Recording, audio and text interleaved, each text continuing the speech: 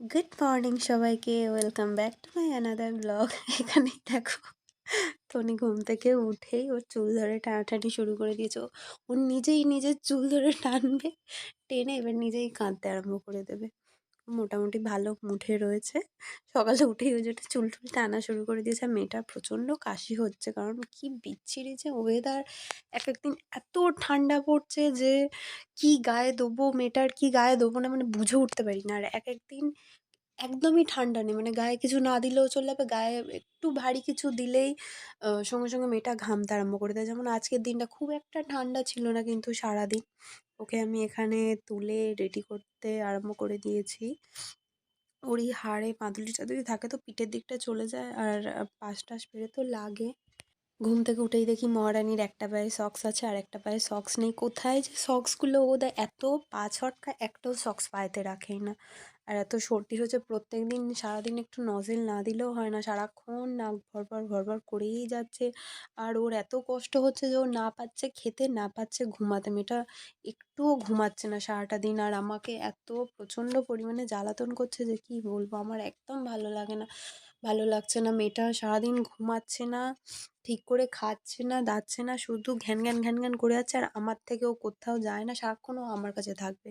আর আমারও টুকটাক তো কাজ থাকে, সেইগুলোও আমি করে উঠতে পারি না। আমি উঠে ওকে একটা সাইডে শুইয়ে বিছানাগুলো আস্তে আস্তে তুলতে আরম্ভ করে দিই, না তো অনেকটা বেলা হয়ে গিয়েছে। বিছানাপত্র তুলে মেয়েটাকে খাওয়াতে হবে, খাওয়াতে গেলে সে তো যুদ্ধের খবর। খাওয়া দাওয়ার পরে একটু তেল টেল পাকিয়ে স্নান টান করিয়ে দেওয়া, তাও ডেলি স্নান করাই না, এখন যা বাজে ওয়েদার, যেদিন করে একটু রোদ ওঠে সেদিন করেই একটু ভালো করে তেল টেল মালিশ করিয়ে স্নান টান করিয়ে দিই। আজকের একটা কথা তোমাদের সাথে ভীষণ শেয়ার করতে ইচ্ছা করছে। কিছু কিছু স্বার্থপর মানুষ রয়েছে যারা নিজেদের কার্যসিদ্ধির জন্য সব কিছু করতে পারে, মানুষকে ভীষণভাবে ম্যানিপুলেট করে তাদেরকে ব্যবহার কি করে করতে হয় তাদের থেকে ভালো বোধহয় কেউ জানে না। তোমাকে ভীষণভাবে প্রায়োরিটি দেবে, তোমার সাথে ভীষণভাবে মিশবে, কথা বলা, মেসেজ করা, ফোনেতে কথা বলা, সে তার লাইফে সারাক্ষণ কী করছে সেটা নিয়ে শেয়ার করা, তার লাইফের ছোটোখাটো বিষয় থেকে শুরু করে উঠতে বসতে, মানে তোমাকে সারাক্ষণ ফোন করা, মেসেজ করা, খোঁজ খবর নেওয়া, তার সব কিছু তোমার সাথে শেয়ার করা, তোমাকে এমনভাবে স্পেশাল ফিল করানো যে তোমাকে এটাই বোঝানোর সে চেষ্টা করে যে তুমি তার লাইফে মানে ভীষণ স্পেশাল একটা ফ্রেন্ড। সে তোমাকে তার ব্যবহার দিয়ে সেই সিচুয়েশানে এটাই বোঝানোর চেষ্টা করে যে তুমি তার লাইফের one and only one person, যে তুমিই তার এভরিথিং। আর এরকম ঘটনা না একটা ছেলে আর মেয়ের মধ্যেও হতে পারে, দুটো মেয়ের মধ্যেও হতে পারে, আবার আশেপাশে থাকা মানুষজনের সাথেও হতে পারে, যে হঠাৎ করে পাশের বাড়ি থেকে এসে তোমার সাথে ভীষণ বন্ধুত্ব, ভীষণ ভাব দেখিয়ে তোমার সাথে বা দুটো মিষ্টি মিষ্টি কথা বলিয়ে তোমার থেকে কিছু নেওয়ার ধান্দাটা, সেটা কিন্তু ডিরেক্টলি বলবে না। তোমার সাথে ভীষণ ভালো ফ্র্যাঙ্কলি ব্যবহার করে 1 সপ্তাহ 2 সপ্তাহ আগে থেকে হঠাৎ করে কোথাও কিছু নেই কথা বলে ফোন করে তোমাকে ভীষণ স্পেশাল ফিল করিয়ে না এইসব ঘটনাগুলো ঘটিয়ে ফেলবে তারা, শুধুমাত্র তাদের প্রয়োজনের জন্য, কিন্তু আর কোনো কিছু নয়। এবারে তুমি দেখছো সত্যিই তো মানুষটা কত ভালো, সারাক্ষণ সে ফোন করছে, সে তোমার খোঁজ খবর নিচ্ছে, সে তার লাইফের সমস্তটুকু তোমাকে বিশ্বাস করে বলছে, তোমাকে কত বিশ্বাস করে, কত ভরসা করে। মানুষটা কত অসহায়, কত একা, তোমাকে তার লাইফের সমস্ত সিক্রেট বলে দিচ্ছে। তোমার লাইফে কোনো কিছু খারাপ হলে সে জানতে চাইছে, বলছে বলো তোমার কি প্রবলেম। তুমি জানো আমার লাইফেও সেম এরকম প্রবলেম, আমার সাথেও এরকম হয়। তোমাকে আমি বিশ্বাস করে এই ঘটনাগুলো বলছি, এর আগে আমি কাউকে বলিনি, কাউকে শেয়ার করিনি। এইসব বলে তুমি মানে ভীষণভাবে তোমার মন গলে ফেলেছে, মন গলিয়ে ফেলেছে। আর তুমি তাকে ভীষণ চরম লেভেলের বিশ্বাস করতে আরম্ভ করেছো। ধীরে ধীরে সেই মানুষটার প্রতি যখন তোমার আস্তে আস্তে বিশ্বাস ভরসার জায়গাটা তৈরি হবে, আর তার সেই সব কথাগুলো শোনার পর তুমি তাকে বলছো না না কোনো ব্যাপার নয়, তুমি তোমার লাইফের সমস্ত ঘটনা আমাকে বলতে পারো, তুমি বিশ্বাস করে আমাকে বলতে পারো, আমি কাউকে কোনো কিছু বলবো না। তোমার কোনো কিছু প্রয়োজন হোক, তোমার কখনো মনে হয় তুমি কাউকে কোনো কথা শেয়ার করবে, তুমি নিঃসন্দেহে আমাকে বলতে পারো, আমি তোমার সমস্ত কথা সিক্রেট রাখবো এবং তোমাকে সবসময়ভাবে মেন্টালি সাপোর্ট করব। আর তোমার যখন যেটা প্রয়োজন হবে তুমি নির্দ্বিধায় আমাকে বলবে, আমার যতটুকু রয়েছে আমি আমার নিজস্ব সবটুকু দিয়ে তোমাকে সাহায্য করব। এবং তারা যখন দেখবে তোমার সমস্ত ভরসা বিশ্বাস জিতে নিয়েছে, তারপরেই তো তাদের আসল রংটা দেখানো শুরু হবে। এরকম কিছু মানুষজনরা, এরা জন্তু জানোয়ারের থেকেও ভীষণ ভয়ঙ্কর হয়। যতটা পারবে না এদের থেকে দূরে থাকার চেষ্টা করবে। অ্যাকচুয়ালি এদের সাথে জন্তু জানোয়ারের তুলনা করা মানে তো জন্তু জানোয়ারকে ছোট করা হয়। এদের থেকে জন্তু জানোয়াররা তুলনামূলক অনেক ভালো হয়। এরা তো তাদের থেকেও বিষাক্ত। তাই যতটা পারবে না এরকম কিছু মানুষজনদের থেকে দূরে থাকবে। এখানে দেখো তোমাদের সাথে বকতে, বকতে তো আমার হাফ কাজ হয়েই গিয়েছে। তনির খাওয়া-দাওয়া হয়ে গিয়েছে। গিয়ে ও ভীষণ পরিমাণে কাঁদছিল। তো দেখলো জামাকাপড় ছাড়িয়ে দিলাম। দিয়ে ওর বাবা আসলো। ওর বাবার সঙ্গে খানিকক্ষণ ছিল। তারপরে ওর একটু গা হাত-পাটা মুছিয়ে দিলাম।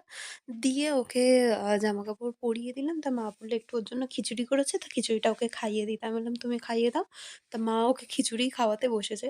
ও মানে ওকে অনেক কষ্ট করে ৪-৫ চামচ, তাও নয়, মানে একটু, একটু, একটু, একটু করে নিয়ে ওই ৪-৫ গাল করে খাওয়ানো হয়েছে। লাস্টে তো ও মোটামুটি ৪-৫ গাল খাওয়ার পরে আর খেতে চাইছে না। ওর যখন কোনো জিনিস ভালো লাগে তো ও নিজে হাত ধরে টেনে, টেনে খাবে। আর যখন খাওয়ার ইচ্ছা হবে না, আর খাবে না। এবার হাত সরিয়ে, সরিয়ে দেবে। এই দেখো এখন যেটা করছে, ও আর খাবেই না এখন। ওর খাওয়া-দাওয়া হয়ে গিয়েছে। আর এই পুচকেটা হচ্ছে পাশের বাড়ি থাকে। ওর নাম ছোটু, ওর ডাকনাম। ও আসে, ওর সাথে খেলা করে। মানে এই মেয়েটা আসে বলে তো আমার প্রচণ্ড পরিমাণে হেল্প হয়। ও আসে, এসে সারাক্ষণ ওর সঙ্গে থাকবে, ওর সাথে খেলবে। পুতুল নিয়ে, ওর খেলনা নিয়ে ওকে ওর সাথে খেলবে। ও ও যদি কাঁদে ওকে সুন্দর করে চুপ করাবে। ওর গাড়িতে শুইয়ে দেবো, ওর গাড়িটা নিয়ে ঘোরাবে। মানে ও আসলে আমার প্রচণ্ড পরিমাণে হেল্প হয়। আর দেখতে পেলে ওর কিরকম চুল ধরে আমার মেয়ে টানলো। আমার মেয়ের ভীষণ বাজে এটা অভ্যাস। যার তার চুল ধরে, ধরে টানবে। একদিন ট্রেনে করে ওরকম আসছি, আর ঠিক নামবো সেই সময় ও প্রচণ্ড পরিমাণে কান্না শুরু করেছে। আর পাশে না একটা মেয়ে দাঁড়িয়ে ছিল। মুঠো মেরে তার চুলটা ধরে টানছে আর আমার মেয়ে কন্টিনিউয়াসলি কেঁদে যাচ্ছে। আমার এত লজ্জা লেগেছে সেদিন যে কি বলবো! এত পরিমাণে লজ্জা লাগছে, আমি কন্টিনিউ ওকে ওর হাত থেকে ওর মেয়েটার চুলটা ছাড়ানোর চেষ্টা করছি। ও চুল তো ছাড়ে না, উল্টে ও কেঁদে যাচ্ছে। আর ট্রেনময় সত্য তো সবাই ওকে চুপ করানোর জন্য ব্যস্ত। কি এম্বারেসিং বলো তো? তারপর থেকে তো আমি ওকে যার কাছেই দিই আমি সবাইকে বলে দিই, "দেখো তুমি ওকে নেবে বলছো, আমার মেয়ে কিন্তু চুল ধরে টানে। যদি মনে করো যে না আমার মেয়ে চুল ধরে টানলে কোনো প্রবলেম নেই, তবেই আমার মেয়েকে কোলে নাও। নয়তো কোলে করে নেবে, চুল ধরে টানবে, তারপরে আমাকে ২টো ৪টে কথা শুনিয়ে দেবে, তার থেকে বাবা আমার মেয়েকে নিতে হবে না।" আর এখানে মেয়েটাকে আমি খাইয়ে-দাইয়ে ওকে দোলায় শুইয়ে দিয়ে এসেছি। মা ওকে ঘুম পাড়াচ্ছে। বহুদিন হয়ে গেল চুলে তেল-টেল মাখি না। শ্যাম্পু-ট্যাম্পু করা হয় না। চুলটার ভীষণ খারাপ অবস্থা, ভীষণ পরিমাণে চুল উঠছে। মানে ডেলিভারির পর যে এত পরিমাণে চুল উঠছে কি বলবো! মানে যাকেই বলি সেই বলে যে ওঠে এটা, এটা ন্যাচারাল। আমি জানি না কিসের জন্য ওঠে, হয়তো কোনো হরমোনাল চেঞ্জ এর জন্য ওঠে।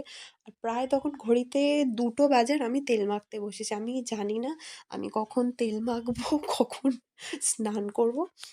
এখানে আ আমি একটা মামাআর্থের হেয়ার অয়েল ইউজ করছি। এটা ভীষণ ভালো। যখনই চুল ওঠে তো, মানে এই তেলটা মাখার পর চুল ওঠাটা ভীষণ পরিমাণে আমার কমে গিয়েছে। আগে তো ভীষণ চুল উঠতো। নিয়ে চুলটা আমি খোঁপা করে রেখে দিয়েছি। আমি জানি মিনিমাম তো ১০ টা মিনিট রাখতে হবে। এই সুযোগে আমি একটু ফেস প্যাকও লাগিয়ে নিই। ফেস প্যাকটাও যতক্ষণ লাগিয়ে শোকাবো, ততক্ষণে আমার চুলটাও ৫-১০ মিনিট তেলটা চুলের মধ্যে থাকবে আর আমার ফেস প্যাকটাও ততক্ষণে শুকিয়ে যাবে। আর ফেস প্যাকটা মাখার পর আমার মনে হচ্ছে যে আমি তো সোয়েটারটা খুলিনি। সোয়েটার পরেই আমি ফেস প্যাক মেখে নিয়েছি। আর সোয়েটারটা খুলতে গিয়ে আমার ফেস প্যাকও সোয়েটারে লেগে গিয়েছে। ওই জন্য সোয়েটারটাও কেচে দিয়েছিলাম। আর এখানে আমি স্নান-টান করে চলে এসেছি।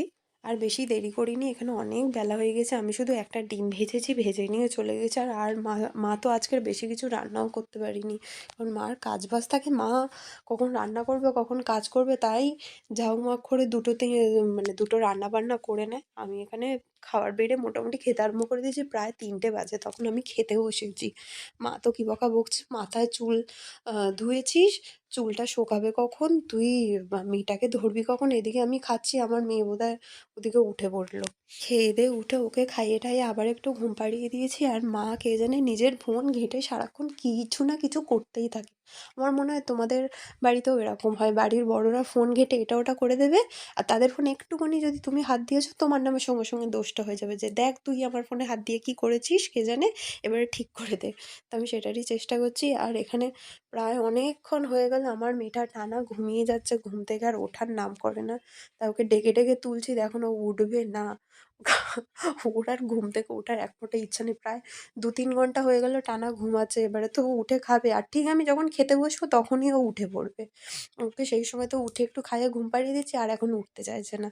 ওকে ডেকে, ডেকে অনেক কষ্টে আমি তুলেছি। তুলতে গিয়েছি ও মোটামুটি কান্না শুরু করে দিয়েছে। ও আর উঠবে না। ওর মুখটা দেখে আমার এত কষ্ট হচ্ছে যে বেচারি ঘুমাচ্ছে আর আমি ওকে টেনে, টেনে তুলছি। এখানে ওর আলসি ভাঙার টেকনিক দেখো না, পুরো প্রপার বড়দের মতন আলসি ভাঙবে, হাত পা তুলে হুম হুম করে। আর ওর এই আলসি ভাঙাটা দেখতেই আমার দারুণ লাগে, কি সুন্দর আলসি ভাঙে হাত পা টান টান করে। আলসি ভাঙা হয়ে গিয়েছে, এবারে ওকে আমি তুলছি যে আয় উঠে আয়, এবারে তো খাবি, অনেক বেলা হয়ে গেল। উঠবে না, ও মোটামুটি ভীষণ খেলার মুডে রয়েছে। আর ঘুমটা ভীষণ ভালো হলে ওর আর কিচ্ছু চায় না। এখন আমার সঙ্গে খেলতে আরম্ভ করে দিয়েছে, আর হাতে কি বড় বড় নখ হয়ে গেছে, সারাক্ষণ শুধু মুখে খিমচে দিচ্ছে, গাল টিপতে যাবে আর ওর নখগুলো লেগে যায় ফুল পরিমাণে। আমাদের বাড়ির সবার মুখেও আঁচড়ে দিয়েছে। একদিন তো আমি দেখছি আমার বরের মুখেতে এরকম বড় বড় দাগ ফুলে উঠেছে, ইভেন আমার শাশুড়ির পর্যন্ত। আমি মাকে, আমার বরকে বলছি, তোমাদের মুখে কী হয়েছে এত বড় বড়? তখন বলছে তোর মেয়ে আঁচড়ে দিয়েছে দেখ। আমি তো ফুল অবাক যে ওর নখগুলো এত পরিমাণে ধার, যে ও সবার মুখে ওরকমভাবে কেটে কুটে দেয়, আর ঠিক মুখটা ধরতে যায় তো সঙ্গে সঙ্গে কেটে যায়। ওর বাবার তো একদিন দেখলাম কানের পিছনে ভীষণভাবে কেটে গিয়েছে। আর এখানে আমি আয়নাতে নিজেকে দেখছি, আমরা দুজনে একটু ঢং করছি।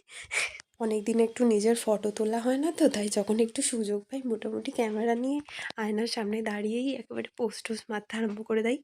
আর ওকে নিয়েই তো আমি চটকাতে আরম্ভ করে দিয়েছি। ওকে দেখলেই যেন মনে হয় আমি সারাদিন শুধু চটকাই। আর আমার শাশুড়ি তো ভীষণ বকবে, "কেন মেয়েটাকে এত চটকাস? কেন মেয়েটাকে এত চটকাস? মেয়েটার বার হবে না, মেয়েটার গ্রোথ হবে না।" ও কিছু হবে না, লোকের বাচ্চা চটকালেও বকা খাই, নিজের বাচ্চাকে চটকাবো তাতেও বকা খাবো, তাহলে আমি কোথায় যাবো? বললো নিজের বাচ্চাকে যদি না চটকাই তাহলে কাকে চটকাবো বলো তো? ওর সাথে অনেকক্ষণ আমি খেলা-টেলা করে ওকে খাইয়ে-দাইয়ে দোলায় শুইয়ে দিয়েছি। কারণ অনেকদিন আমি একটু দুপুরে ঘুমানোর সময় পাই না। কারণ ঠিক আমি যেই সময় ঘুমাতে যাবো, ও সেই সময় উঠে পড়বে। আর ও উঠে পড়লে মানে আমার কোনো কাজ আমি করতে পারবো না। ওর দেখলাম আজও ঘুম থেকে উঠে মানে ঘুমটা মনে হয় পূরণ হয়নি, শুধু চোখ রগড়াচ্ছে। তাই আমি ভাবলাম ওকে দোলায় শুইয়ে দিই। মাকে বললাম, "তুমি ওকে একটু ঘুম পাড়িয়ে দাও।" ঘুমানোর জন্য একেবারে পাগল হয়ে যাচ্ছে। ওর ঘুম পেলেও আর কিচ্ছু চেনে না।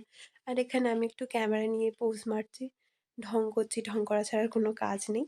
ঘুম থেকে উঠে দেখলাম বাবাই সিঙ্গারা নিয়ে চলে এসেছে। মা বলল, "মা সিঙ্গারা খাবে না।" তাই মার ভাগের সিঙ্গারাটা আমি নিয়ে নিয়েছি। এখানে আমরা খেতে, খেতে গল্প করছিলাম। আর তনিকে মা মুড়ি খাওয়াচ্ছিল। ও তো মুড়ি খেতে ভীষণ ভালোবাসে। ওকে মুড়ি দিলে আর কিচ্ছু চায় না। ওকে দেখো না, মুড়ি দিচ্ছি, ও হাত টেনে, টেনে নিয়ে খাবে। যেই একটুখানি দেরি হচ্ছে মানে কাঁদতে আরম্ভ করে দেয় পুরো। মুড়ি খাওয়ার জন্য। "তাড়াতাড়ি দাও, তাড়াতাড়ি দাও।" এরকম একটা ব্যাপার। ওকে যতই মুড়ি দাও ওর কোনো ব্যাপার না। ও বসে, বসে মুড়িই খেয়ে যাবে। ও হচ্ছে একদম ওর মায়ের মতন। মানে একদম আমার ওপর গিয়েছে। আমি তো ওরকম প্রচণ্ড পরিমাণে মুড়ি ভালোবাসি। কোনো তরকারি হলেই আমার শুধু মনে হয় একটু যদি মুড়ি হয় আমি একটু মুড়ি দিয়ে খাবো। দেখো না কিরকম বুড়িদের মতন ঘাড় নাড়িয়ে, নাড়িয়ে মুড়ি খাচ্ছে। আর আমরা এখানে খেতে, খেতে বসে, বসে গল্প করছিলাম। অনেকদিন সন্ধ্যেবেলায় সবাই বসে একসঙ্গে খাওয়া-দাওয়া হয় না, গল্প-টল্প করা হয় না। সবাই যখন তাড়াতাড়ি এসে গিয়েছে, সবাই রয়েছে, ভাবলাম একসঙ্গে বসে সবাই একটু গল্প করি। ওই ঘরেতে প্রচণ্ড ঠান্ডা, ওই জন্য আমি ওকে নিয়ে এই ঘরেতে চলে এসেছি। আমার ঘরে কী হয়, আমি একদম দুপুরবেলা থেকে সব জানলা দরজা বন্ধ করে রেখে দিই, তো আমার ঘরটা প্রচণ্ড গরম থাকে। কোনো অসুবিধা হয় না। ওই জন্য সন্ধ্যের পর আমি চেষ্টা করি যে ও উঠে পড়লে ওকে এই ঘরে নিয়ে চলে আসি। আর অনেকদিন পরে ওর বাবা একটু তাড়াতাড়ি চলে এসেছে। আমরা বসে, বসে গল্প করছি। এই কম্বলের মধ্যে থেকে এই শীতকালে কার উঠতে ইচ্ছা করে বলো তো? এখন যেতে হবে রাত্রের খাবার-দাবার তৈরি করতে অ্যাজ ইউজুয়াল। ওর বাবা যেরকম রাত্রিবেলা আলু পেঁয়াজ ভাজা খায়, একটু টুকটাক সবজি রয়েছে সেইগুলো দিয়ে ওকে একটু ভেজে দেবো।